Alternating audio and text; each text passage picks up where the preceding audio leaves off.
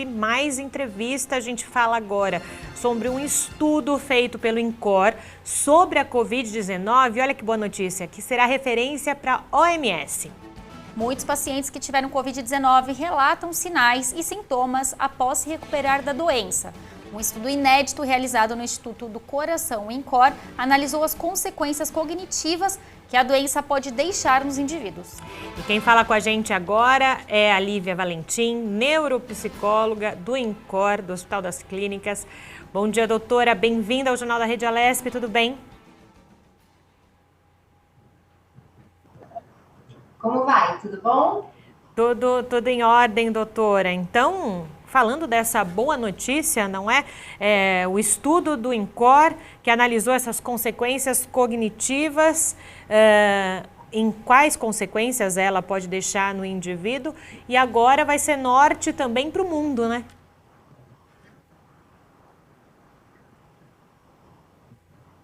Isso. Na verdade, o estudo já é referência na Organização Mundial da Saúde, porque o nosso estudo é único no mundo. Ele investiga as ações cognitivas após a Covid-19 e após os resultados, os primeiros resultados, nós percebemos que existe uma grande disfunção cognitiva quando investigamos a atenção, a memória, a visopercepção, função executiva e principalmente a linguagem. Então, muitos dos pacientes, mesmo os assintomáticos, isso significa aqueles que não tiveram os sintomas físicos da doença, podem comprometer as suas funções cognitivas. Agora, doutora, explica um pouquinho pra gente, né? Qual a importância desse estudo ser reconhecido, então, mundialmente, né, pela OMS, e como foi feita essa tratativa?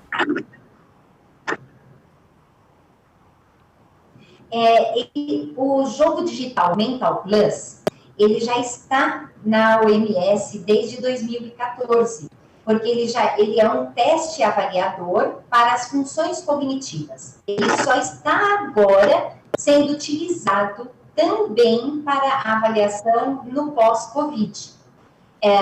E eu faço parte da Organização Mundial de Saúde como colaboradora na escrita de alguns artigos no CID-11, que é um compêndio para doenças mentais.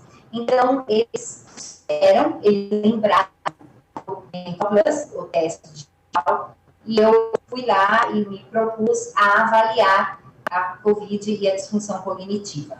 Então, como eles já conhecem o nosso jogo digital, é por isso que ele está sendo reconhecido, aliás, estão aguardando os próximos resultados, a próxima etapa do nosso estudo, que é a parte de reabilitação cognitiva. Então, nós já sabemos que existe a disfunção, porque o Mental Plus avaliou esses pacientes. Esses pacientes entraram agora num processo de reabilitação.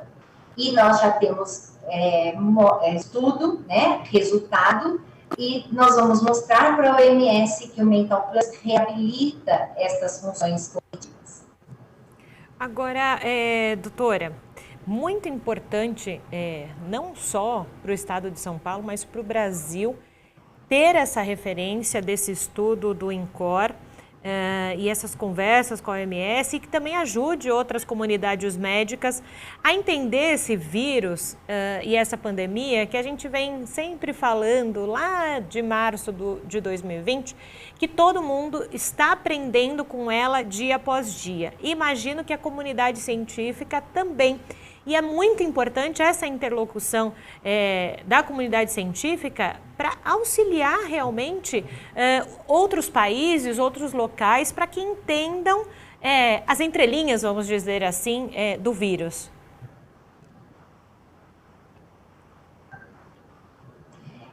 Na verdade, o nosso estudo, o projeto Mental Plus, ele é multicêntrico. Nós temos 23 universidades envolvidas neste projeto que nós chamamos de projeto maior. Este braço da Covid-19 é que está sendo desenvolvida aqui no INCOR.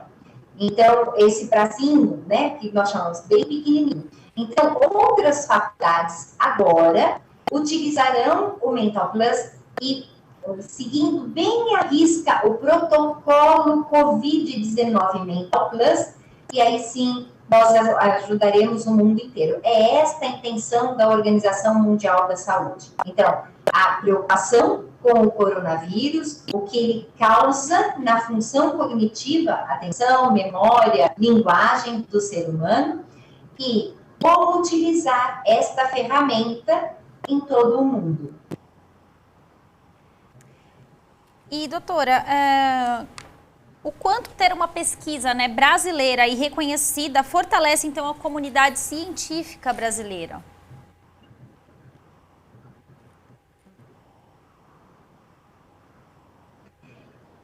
Eu espero que todo mundo perceba o reconhecimento da pesquisa brasileira.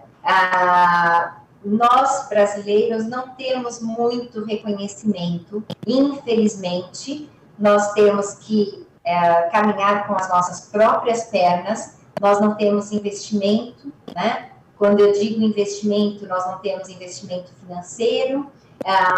Na verdade, quando temos, nós temos que ter sponsor, que a gente chama de laboratórios parceiros, para que possamos desenvolver as nossas pesquisas. Então, eu espero que com este projeto, a nossa pesquisa, o Brasil, seja reconhecido e que a gente não precise sair do nosso país para que todo mundo entenda. O Brasil faz pesquisa e pesquisa de alta qualidade.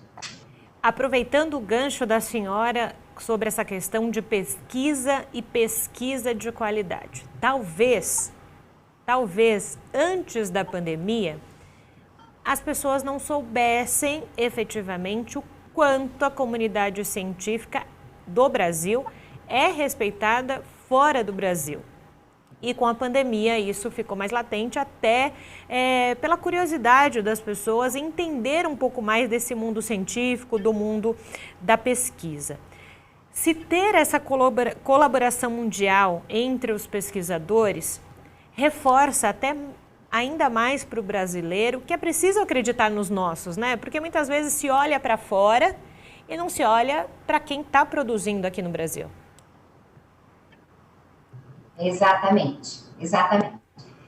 Nós somos muito reconhecidos lá fora e muitas vezes passamos despercebidos aqui no Brasil. Você falou muito bem. Então, espero que todo mundo comece a perceber que pesquisador brasileiro tem que começar a ser reconhecido no nosso país em primeiro lugar. Agora, voltando um pouquinho sobre essa questão do estudo do INCOR, nós estamos falando sobre algumas sequelas cognitivas. Para quem está chegando agora na nossa conversa e não entendeu bem, quais seriam essas sequelas já identificadas que vai aí para esse segundo momento que é de reabilitação da pesquisa? Quando falamos de cognição ou funções cognitivas, nós estamos falando de coisas simples mesmo. Atenção, memória, linguagem, a capacidade de visualizar o que você consegue, que a gente chama de visualização de mundo, que é a visopercepção, e a função executiva, que é a principal função cognitiva do ser humano. Esta função é a capacidade do ser humano pensar, buscar estratégias, saber pegar uma ideia boa, desprezar ideias que não valem a pena, planejar atividades diárias para resolver os seus problemas. E é isto que nós encontramos no nosso estudo como a maior falha na função executiva. Os nossos voluntários se queixam de que eles, infelizmente, se esquecem, não memorizam ou não executam tarefas simples. Então, eu vou dar exemplos de tarefas simples. Estou com sede. Vou buscar um copo d'água na cozinha. Saio da minha sala, chego na cozinha, que eu vim fazer aqui mesmo? Esqueci. Não realizei nem ato, só ficou no pensamento, não solucionei o meu problema, que era tomar a minha água. Vou pagar conta. Ah, tem a conta para pagar, é dia tal. Ah, passo o dia, não pago. Nós tivemos pacientes voluntários que agendaram o dia de vir quando sinalizou no celular Covid. Ele olhou e falou assim, eu já tive Covid. Não sei por que despertou. Apagou. E não entendeu que ele tinha anotado Covid e que era um compromisso dele estar aqui conosco para a avaliação. Então, veja como as pessoas estão disfuncionais. E outras mais estarrecedoras, não conseguem mais fazer itinerários. Nós temos voluntários que são médicos aqui do INCOR, foram comprometidos, não conseguem chegar ao ambiente de trabalho. Pessoas que trabalham há 12 anos no nosso instituto, saíram de casa e não conseguem chegar mais aqui. Não sabem mais dirigir um automóvel, não sabem andar de bicicleta. E estas são memórias implícitas. Uma vez que você aprende, você nunca mais esquece. A Covid-19 trouxe uma sequela tamanha que essas pessoas acabaram esquecendo. E quando a senhora fala sobre essa questão da reabilitação, que é esse segundo momento, então, da pesquisa, vocês já têm algum tipo de projeção em quanto tempo essa sequela ela deixa de existir ou ela vai se tornar crônica? Há algum indício para um ou para outro?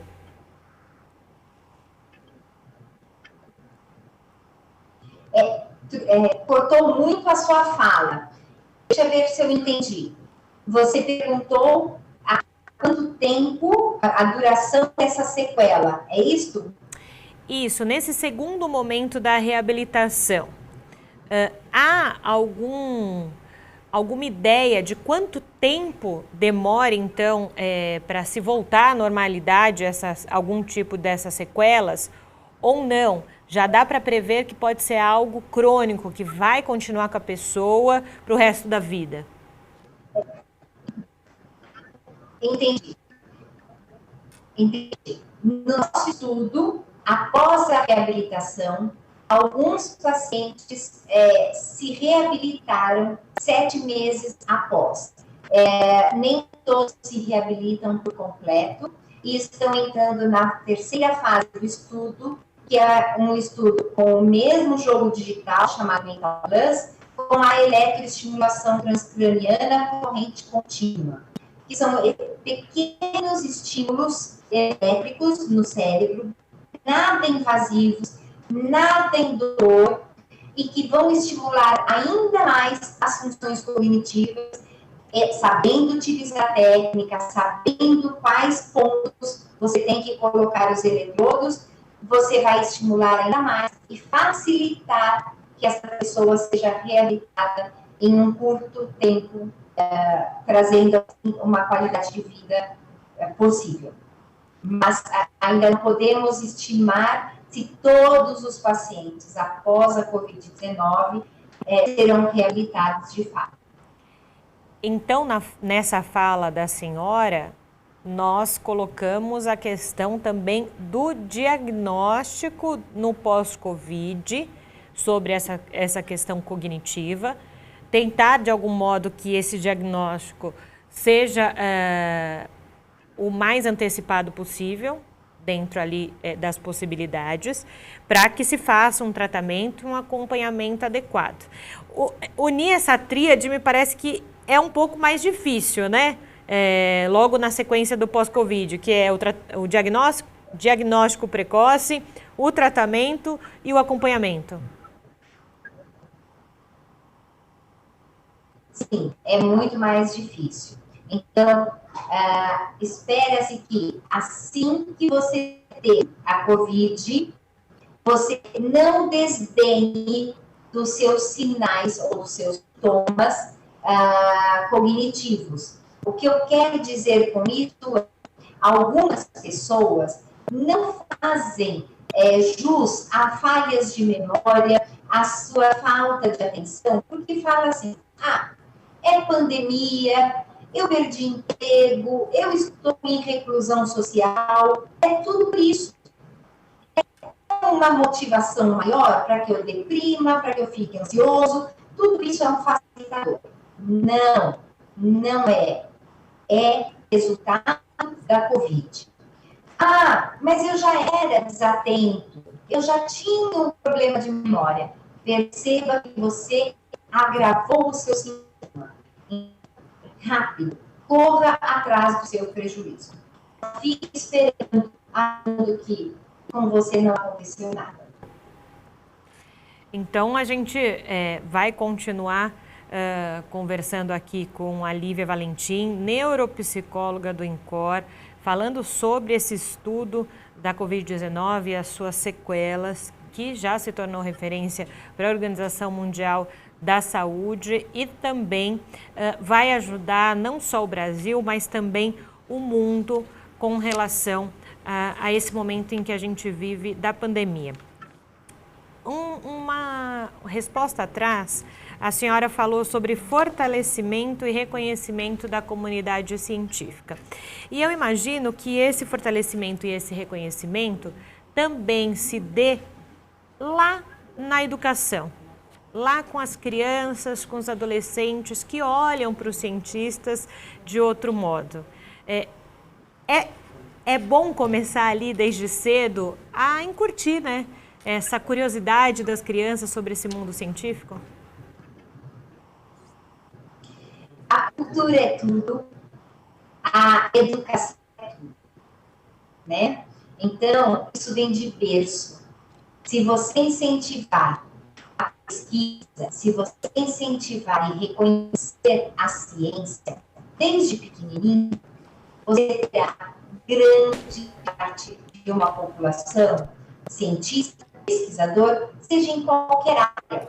A maior parte das pessoas acredita que pesquisador é só médico, é só profissional, né? O tal do cientista maluco. Não.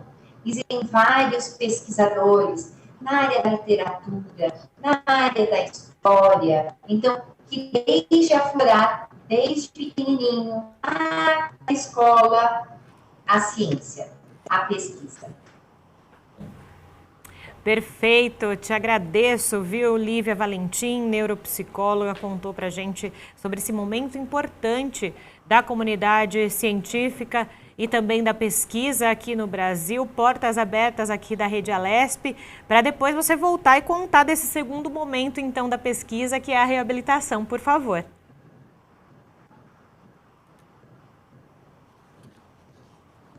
Com toda certeza, terei muito prazer. Perfeito, muito obrigada.